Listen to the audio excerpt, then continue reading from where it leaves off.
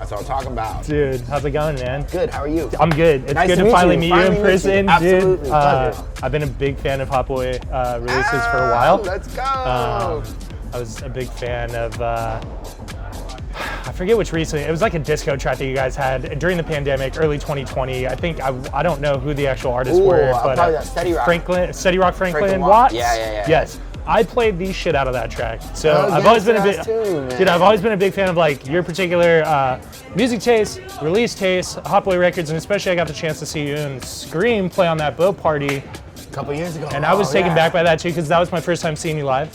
So I've been a fan. Oh, thanks, man. No, I got it. It's like so good to finally connect with you. Like, it's like I feel like we've been in circles before, but never actually. We Like, all know the same people, but we I never know. met each Well, other. It's like about time that we met. So. How was being here in San Diego for, when was the last time you were here? Pre-COVID? I was here at the end of the world. I came out to see the Rufus Boys for Crossed, and then the next day the world ended. So Right. that was the last time I was in San Diego. So it's good to be back. It's like full circle. First show I played since the pandemic, really. Yeah. About a year. I guess a little over a year ago. So. Anything that you have wanted to, speaking about change and speaking about all these different changes with the music industry and streaming and shows, is there anything that you have said when this thing, or when you go back to playing, or when you go back to attending events or curating events or playing them, is there anything that you really do want to do differently as option 4 as Brennan that really makes something that you were doing previously that you want to change, or that you weren't doing previously that you want to change? Yeah, I mean a lot actually. I am still kind of figuring out exactly, what my game plan is going to be, like as an artist, and bringing back the label, what I want to do differently. But the most important thing is that, I think that we found out, or at least for me, when I look at what music is music is not a product that people consume. It is, but that's not what makes it exciting. Because you can consume music during this pandemic in any way, shape, or form, but if you're sitting there dancing by yourself in the kitchen, it don't fucking matter, right? Yeah. So to me, like, I've always tried to be real forward thinking about, with the record label especially, how to connect with people. And so, everything that I'm going to be doing moving forward is going to be thought of with that as the priority, not signing a big name or signing something that's got a lot of social media following, but figuring out how to, everything that I do moving forward is going to be focused on connecting with people. Cool. And so whether that be, interesting ways of people listening to music or putting people in different situations where they have a bigger chance for success, I'm doubling down on the idea of curation and doubling down on the idea of discovering music and bringing that to the forefront. Not, with just the corporate side of, the business side of music being what it is. I think that there's a real need right now to make sure that we give voices and platforms to undiscovered artists and people that don't necessarily have the opportunities that they would like to have. Sure. And fortunately, I'm in a position to be able to do that. So that's going to be the majority of my focus moving forward. I think that, in 2022, we'll see a pretty big nationwide tour, and it's going to be done in a way where, it's going to be done differently. I don't want to give everything away up front, but cool. You already got me excited just by saying that shit. The shine needs to be on making sure that we give an opportunity to artists, because without that, if artists are the only chance you ever have of being an artist is if you're plugged, right? Then there's gonna be a lot less artists out there. Yeah. There's gonna be a 17-year-old kid that's like, why would I ever waste time creating something if I don't know anybody that can give me a chance to make a living at it, right. So that's like probably the biggest thing is I identified, I thought that music was the most important thing. Sure. And now post-pandemic, I don't feel that way. I feel like music is a vehicle for connection, and connection is the most important thing. Because when you take away the connection, we found out how important music was when you're sitting there, Sure. DJing in your living room on your kitchen sink, trying to act like you're having a good time playing records for people that you can't see the reaction of. Yeah. I mean, that's who I've always wanted to share with first, is like my friends. I always send my music to my best friends. Dude, listen to this, man, whatever it is. And when I got the chance to even listen to music with friends in a living room just for a couple of us, that was it. That was better than any moment that I've had in a long time. Right. Pre-COVID, pre-quarantine. Is there anybody, speaking of like up and coming artists, is there anybody that you listened to lately that you're like, damn, that's it for me right now? Anybody that oh man, I should take a listen to? All these other promoters gonna snake all my. Oh man, I know. Don't spit. No, Don't the spit. truth. Yeah, there's so much out there. There's so much feel out there. There's a guy. I'm like post-pandemic or pre-pandemic.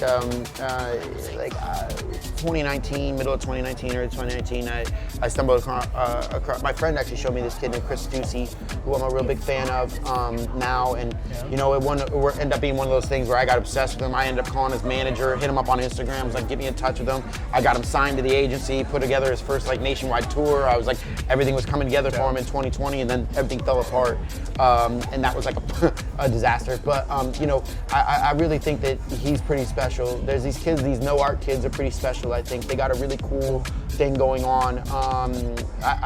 They're young and they just have they're making great music, but they have a wonderful idea. Their concept parties are really, really sick. Cool. They have a combination of art and video, and you know, these kids named Lastlings are really dope. I really have been absolutely blown away by them lately. I think from like the live electronic spectrum side of things, it's a brother and sister, and their art is unbelievable. Like watching like their promo video, you're like, this is like a Hollywood movie. These kids are like so on a next level. Yeah, there's as far as like, you know, like the House Years stuff is concerned, you know, I like these Mason Collective kids. Mason They Collective are kills, so dude. fresh. I feel like they're like, I want to make wrong comparisons or something like that, but I feel like they're like, you know, young Martinez brothers. They remind me of the Martinez brothers more than like They're fresh. They just Yeah, they got a swag. I play some Mason Collective. They got their music is dope. You know. So then what, because there's gonna be some people listening to this too. I have a lot of friends that like to watch these interviews and a lot of up and coming producers and artists. What would we say them, or what would you say for those up and coming producers, artists, post quarantine, post COVID? What's a word of advice you would give to them, man? Like, because you're obviously somebody who has a lot of history, you've been in the industry, you've done bookings, all of the above. What is something that you would give advice to somebody to go through it, or to now go post-COVID, post-quarantine? This is gonna sound kind of stupid, so whatever. Okay. But usually the most corny stuff sounds the best. yeah, well, like I don't know. Seriously, I think a lot of times you hear this really cliche stuff, just in general about like, you know, being true to your art or whatever. But I would say most important thing right now, like, you do not want to start making something or creating something if you feel like you're doing it to emulate somebody else that's already had success in that world. It's very easy, I think. Todd Edwards put it best, where he was like, I listened to this record, I was so inspired, I made this record. And they're different records, but that inspiration you could kind of see the correlation between the two. You know, I think that like with any up and coming producer, you gotta be in love with what you're doing and excited with what you're doing, because the worst thing that you could do is copy a mold of some other artist that you try to fit in with, because the truth of the matter is you're never gonna get past that artist. You're always gonna be like a bad version of that artist, you know? And we've seen that happen with the SoundCloud era, we've seen that happen with artists in general. So the idea, the biggest piece of advice I would give any artist, whatever there is, because the worst thing you could ever do is what happens if you start getting successful and then you gotta make that same type of sound for the rest of your life because that you feel like that's part of the business. Sure. That should not be, you know, what anybody should be striving for. It should. We've seen that too, yeah. It should be legitimately, if you're gonna make art that's true to yourself, and don't be afraid to put it out. If you're feeling inspired by this, put it out. If you're feeling inspired by this, put it out. If you're feeling, it doesn't have to be in a box. We live in a world now where everybody can control their own social media, their own brand. You don't have to fit in the box of like, this is what that label will sign. I'm gonna spend 3 years of my life making 400 demos to sign on this label, so I finally get signed, and now, you know, that's like the first thing the world heard, and now I gotta be in that box. So I would say that, you know, especially when everything got disintegrated this last year, it's more important now to create stuff that is true to whoever you are, and not put yourself in a box whatsoever. Awesome. Dude, that's all I had for you. Thank you so much for doing these questions. I know that was quick. Awesome. Quick interview. Was that fast? Okay, sweet. Dude, okay, good. You're the best, Brandon. Thank you so much. Thank you so much for the time. Yeah, I appreciate you doing this with Music is for Lovers and chatting with me. Man, I love you guys. No, we got it. I can't wait to the boat party. Come on, dude. I know. Those Let's are gonna go be sick. again. And who's it gonna be? Jeff Turbo Photo, thank you again for doing this. Jimbo.